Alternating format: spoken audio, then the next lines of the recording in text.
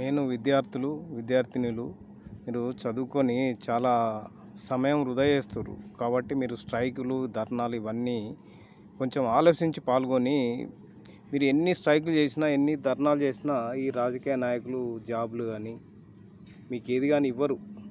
ఇస్తే వాళ్ళకి ఏం మిగిలాయి? కోట్లు ఇప్పుడు 100 కోట్లు ఖర్చు పెట్టిన వాళ్ళు 1,00,000 కోట్లు సంపాదించాలంటే ఏ రకంగా సంపాదిస్తారు? మీకు జాబులు ఇస్తే వాళ్ళకి మిగిలాయి కదా, అందుకే జాబులు ఇయ్యరు. ఏదో కాలయాపన చేస్తారే తప్ప వాళ్ళు మీకు జాబులు ఇయ్యరు, ఏది ఇయ్యరు. అట్టే అనవసరంగా జీవితాలు ఖరాబ్ చేసుకోకుండా మీరు రాజకీయాలకు రండి. తర్వాత పేద పిల్లలైనా ఎవరైనా చదువుకున్న వ్యక్తులు మీరు రాజకీయంలోకి వచ్చి రాజకీయ చైతన్యం తీసుకొచ్చి ప్రజలలో తిరిగి ప్రజలకు చెప్పి ఓటు చైతన్యం తీసుకొచ్చి మీరు రాజకీయాలకు రావాలి.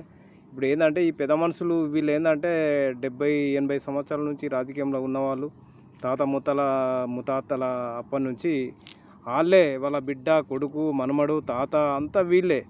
ఈ పార్టీలో వీళ్ళు కాకపోతే ఇంకో పార్టీలో, ఇంకో పార్టీలో కాకపోతే ఇంకో పార్టీలో, ఇట్లా ఈ రకంగా వీళ్ళు ఇట్లనే పోతుర్రు తప్ప మరి ఒకసారి ఈ పేద ప్రజలకు, ఒకసారి చదువుకున్న పిల్లలకు అవకాశం మీరు రాజకీయాలకు రండి, నేను తప్పుకుంటామని చెప్పి ఏ రాజకీయ నాయకుడు ఏ పార్టీ నుంచి కూడా అనలేరు.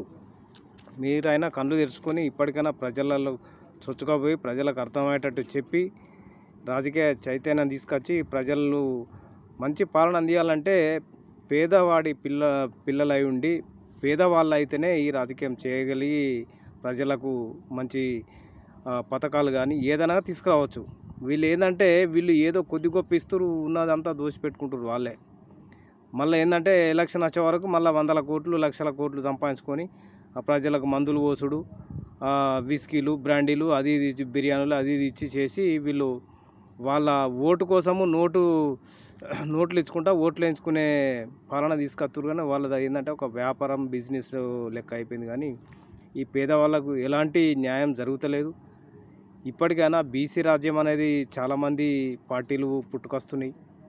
ఇవన్నీ బీసీలు, నేను ఒక్కడే చెప్పదలుచుకున్నా, బీసీలు ఏ పార్టీ అన్నా కానీ, ఏ సంఘం అన్నా కానీ, ఎవరైనా కానీ అందరూ ఓలకోలు సహకరించుకోండి.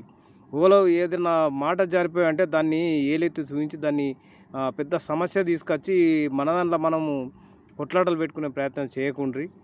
బీసీలు అనేటోళ్ళు ఎవరైనా సరే, ఏ పార్టీ అయినా సరే, ఏ సంఘమైనా ఎక్కడి నుంచి వచ్చినా కానీ అందరూ ఓలకోలం కలుపుకొని పోయి ప్రతి పార్టీ నుంచి వచ్చిన, ప్రతి కులం నుంచి వచ్చిన వాళ్ళను అందరినీ కలుపుకొని పోయి బీసీ రాజ్యం తీసుకురావాలి.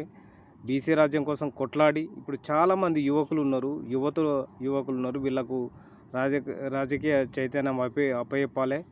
వీళ్ళు ఏంటంటే చదువులు వృధా అయిపోతున్నాయి, కానీ రాజకీయాలకు వస్తలేరు అంటే వీళ్ళకు సహకరించే వాళ్ళు లేరు. మనలాంటి వాళ్ళు చాలామంది వీళ్ళకు సహకరించి వీళ్ళని ముందుకు తీసుకురావాలి. ఈ పాత నాయకులు ఎవరైతే ఉన్నారో వీళ్ళు సహకరించరు మనకు. వాళ్ళు చేసే పనులు ఏముండే, ఏ పార్టీ వచ్చినా ఏ రోజైనా లొల్లి లేని పార్టీ ఉందా? అది వాళ్ళ కోసం వాళ్ళే కొట్లాడుకుంటారే తప్ప అసెంబ్లీలలో చూడు ఒకసారి, అసెంబ్లీలో వాళ్ళ కోసం వాళ్ళే కొట్లాడతారు. పేద ప్రజలకు మరి ఇది ఏస్తే మనం అన్ని పార్టీలు కలిసి అందరం కలిసి మనం ఈ పని చేస్తాం, మరి ప్రజలు బాగుపడతారని ఏ నాయకుడు చెప్పరు.